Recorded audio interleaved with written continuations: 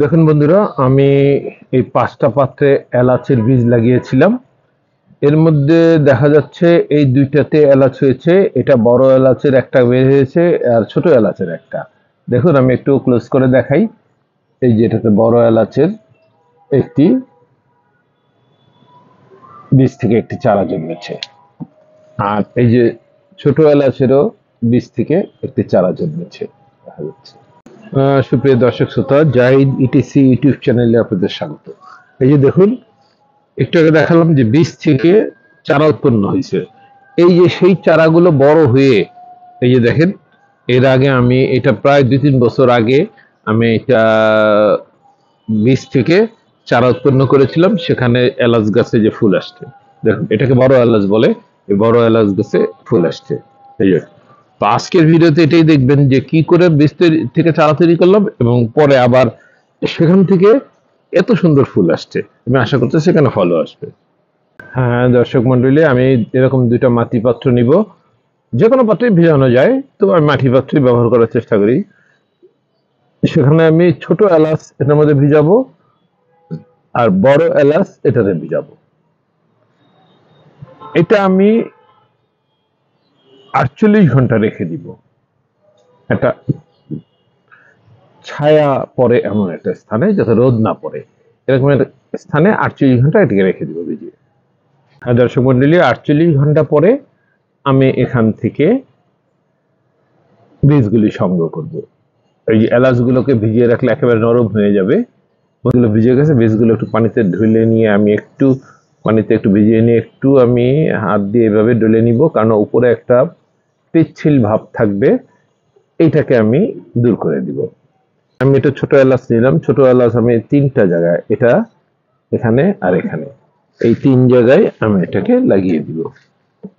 এবার আমি বড় এলাচ সংগ্রহ করব। বড় এলাচের ভিতরে এই যে বীজ, প্রচুর বীজ থাকে ভিতরে। এই যে একই অবস্থা, এই বীজগুলো একটু বড় হয়। এটা আমি এই ২টার মধ্যে লাগিয়ে দিব, বড় এলাচের বীজ। এরপর আমি এর উপর দিয়ে একটু মাটি দিয়ে দিব, হালকা করে, বেশি ভারী দেওয়া যাবে না, হালকা করে প্রতিটির উপর দিয়ে একটু মাটি দিয়ে দিব।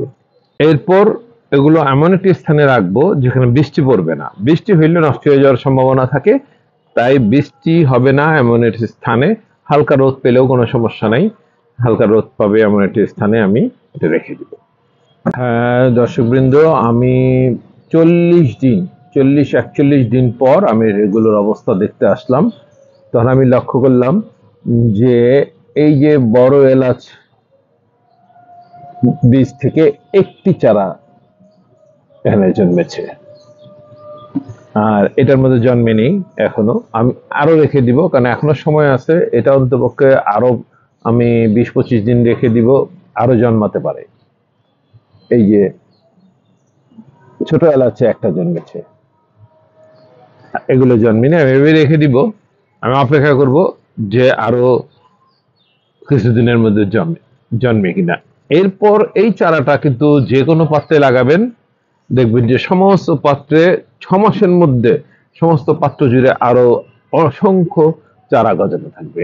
একবার শুধু চারা একটি গজাতে পারলেই সমস্ত পাত্র ভরে চারা হইতে থাকে। যেমন দেখাই আমি আপনাদেরকে, একটি চারা এখানে লাগিয়েছিলাম, আর এখানে এখন অসংখ্য চারা। এই যে ফুল আসছে, এই যে ফুল, এবং পুরো বালতি ভরেই কিন্তু চারা।